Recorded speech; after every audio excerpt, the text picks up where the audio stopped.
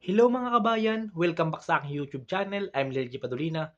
Ngayon mga kabayan ay pag-uusapan natin kung paano ba makapasa sa medical. Lalo-lalo mga kabayan sa physical exam.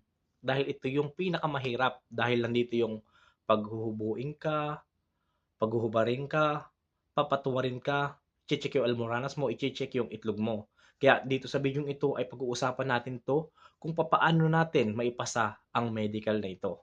So yun, kung interesado ka sa video ito, ay huwag mo nang i-skip. At kung bago ka lang din sa aking YouTube channel, ay maaari bang humingi ng isang subscribe para lagi kang updated sa ating mga ilalabas na video. So yun, huwag natin ito patagalin mga kabayan at mag-start na tayo. Paano nga ba tayo makakapasa sa medical? Umpisahan natin ang physical exam. Kasi dito tayo paghuhubuin, paghubarin, check yung ating body. Kung mayroon tayong mga bukol sa ganito, baka meron tayong ah, mga galis, mga buni, ganyan. Check din nila yung almoranas kung ikaw ay may almoranas sa puwet, papatuwarin ka doon at ibubuka mo. Then i-check din yung itlog mo. So, dito tayo mag-focus sa ating mga kapwa kalalakihan kung meron kayong loss-loss problem. Ayan. Paano ba maipapasa ang loss-loss sa physical exam?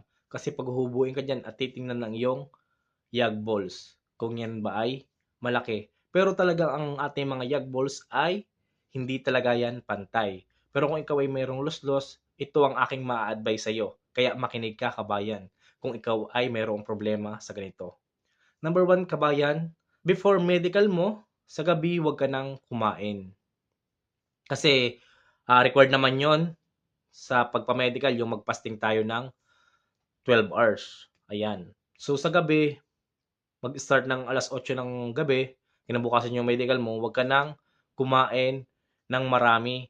At sa umaga pagising mo, bago ka magpa-medical, huwag ka nang kumain din. Para yung bituka mo sa itlog, yung litid, ay hindi mamaga. Yan yung tips number one. Huwag ka munang kumain hanggat hindi ka pa na may medical.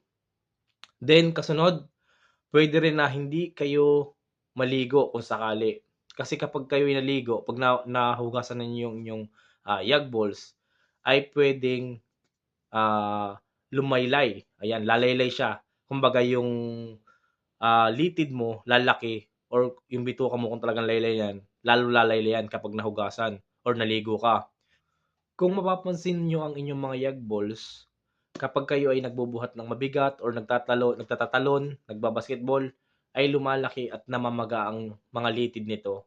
So ang gawin niyo bago kayo pa-medical, sa unang gabi, huwag kayong kakain para hindi siya mabigatan, no, para hindi lumubo yung bituka nyo sa inyong yag balls. Then pangalawa, yun nga, huwag kayong magliligo. Kasi once na nabasa siya, nahugasan, ang mangyayari lalaylay siya, lalaki. So mapapansin yan ng nagche-check sa inyo diyan sa physical exam. Pero actually, yung sa akin naman, based sa aking experience, pinaghubot-hubad lang naman ako, then tiningnan nila yung yag balls ko, tingnan din nila yung ari kung mayroong bulitas, hindi naman nila hinahawakan na ginaganyan, wala namang gano'n. Hindi naman nila hinahawakan yan, then titingnan lang nila kung hindi naman sobrang laki ng iyong yag balls. Kumbaga, parang ooperahan na yung yag balls, talagang over na talaga. Pero kung yan naman ay sakto lang o baga parang maliit pa lang, okay lang yan. Kaya huwag kayong makabahan at huwag kayong matakot kapag kayo ay mayroong ganyang nararanasan katulad ng mga loss-loss. Kasi sa ating mga lalaki kapag tayo palabuhat na mabibigat, hindi naiiwasan yan talaga ang magkaroon ng hernia. Ang mainam nating gawin is yung katulad ng mga ating mga nabanggit. Yun yung mga dapat hindi natin gawin kapag tayo ay magpapa-medical. Then pumunta naman tayo sa X-ray. Paano ba natin mapapasa ang X-ray? At para hindi makita yung mga spot natin diyan, 'no? Lalong-lalo na sa mga mabibisyo, mahilig magyosi, mag-inom. Mas mainam siguro kung uminom tayo muna ng Bear Brand Sterilize sa gabi, then sa umaga before tayo ma-medical. Then sa X-ray, kapag nilapat sa inyo yung machine at sinabi sa inyong hingang malalim, huwag kayong hihinga ng malalim. Ang gawin niyo lang, nilapat sa inyo yung machine, then 'pag sinabing hingang malalim, iangat niyo lang yung inyong balikat para kunwari kayo huminga ng malalim. Kasi once na kayo ay naghingang malalim, ma makikita talaga ang inyong lungs. Makikita ng machine at may posibilidad na magkaroon kayo ng spot, no? Kasi yan yung mga kadalasang mga naririnig natin at mga advice din ng mga kapwa natin OFW na nagpapa-X-ray. So, basta pag kayo sumalang sa X-ray, pag sinabing hingang malalim, huwag kayong huminga malalim, iangat nyo lang. Yan, iangat nyo lang yung inyong mga balikat para kunwari kayo naghingang malalim. Then, pag yung result nun, sigurado, may posibilidad na pumasa kayo. Then, sa urine at sa stool, ayan, syempre, lagi tayong,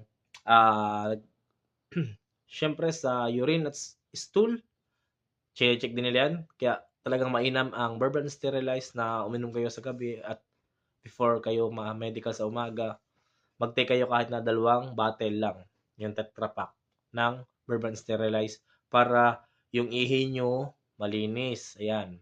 Walang makitang UTI. Kasi mga kabayan, kapag po kayo ay sumabit sa alinman dyan, sa UTI o sa X-ray, mahihirapan po tayo na makaalis, no? At kailangan pa ng gamutan, kailangan pa ng magpagaling. So, sayang yung oras, sayang yung panahon, sayang yung araw.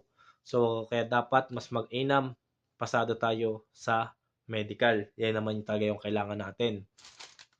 Then, sa dugo, sa HIV, kung kayo naman ay hindi naman mahilig makipagtalik kung kani-kanino, siguro, pasado tayo dyan. Then, sa ngipin, sa clinic, check nila, ngipin mo, kung may sira ba, kung madumi ba. Kaya mas magandang gawin, bago pa tayo suwalang sa medical, ay nagpalinis na tayo sa ating mga dental clinic, no? Ayan. Before medical, after 2 days, mga ganon, nagpalinis na kayo niyan ng ngipin. Para pagdating doon, ipakita nyo lang yung certificate nyo na katunayan na kayo ay nalinisan na. Ayan, i-check yan ng doktor. Walang butas, walang sira, may pasta good. Okay. Then sa itis naman, wala namang mga color coding na tinatawag, no? Doon sa aming pinagpa-medicalan. Ang inano lang, tatabunan mo lang yung mata mo, tapos babasa ka lang ng mga letra. Ayan. Babasa ka lang ng mga letra. Kung nababasa mo, okay, good. Tapos, mayroong maliliit na, pinagbasa lang kami doon. Ayan. Yun lang yung sa eye test. So, napakadali. Tapos, titimbangin ka lang. Kung pasok ba yung height mo sa timbang mo, hindi ka ba overweight? Yun. Yun lang naman yung gagawin. So, yun lang naman yung mga hiningi sa amin na nung kami nagpa-medical, no? Number 1, sa HIV, sa dugo. Number 2, sa X-ray. Tapos sa clinic sa ngipin. Tapos yung sa physical exam. Yung pinakamahirap talaga dyan yung physical exam kasi nga, yun, yung paghuhubuin ka, paghuhubarin ka, check yung bukol mo dito, kung may bukol ka dyan, pinagmumula ng mga cancer. Tapos sa chest, kung may bukol ka rin, kakapain. Titingnan kung may mga sugat-sugat, titingnan yung daliri, tapos titingnan yung tuhod, titingnan yung lalamunan, yan. Titingnan yung lalamunan, ayan, ngangang ka, titingnan yung lalamunan mo, titingnan yung mata mo, check yan. Tapos yung puwet mo, egg balls mo, yan yung sa physical exam, talagang overall, check talaga. Yan lang naman yung pinakamahigpit, yung sa physical exam. Tapos sa psychology exam, madali lang naman. Psychology test, magsusulat ka lang doon, bakit ka mag-ibang bansa, ano yung plano mo, kaya mo bang malayo sa pamilya mo, kaya mo bang labanan yung homesick dito sa ibang bansa. Ayan, yun lang yung mga sasagutan mo doon. So, madali lang naman, no? Ang medical dyan sa atin sa Pilipinas. Mahirap lang kapag hindi ka nakapasa.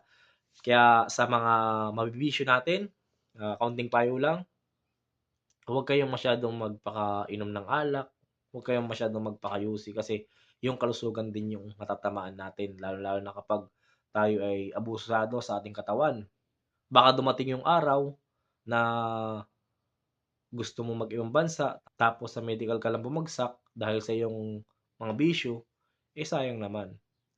Yung ating pangarap ay baka hindi, matupad, lalong-lalo na kung gustong-gusto mong mag-ibang bansa tapos meron ka palang spot, nagkaroon ka na pala ng, malalim na sakit. So, pangit naman yung gano'n. Kaya payo lang kaibigan, iwasan natin yung masyadong pagbibisyo kasi wala namang maidudulot yan na maganda. So yun mga kabayan, sana'y may natutunan kayo sa bidyong ito at, sa susunod nating video ay magkita-kita tayong muli. Thank you for watching mga kabayan and God bless.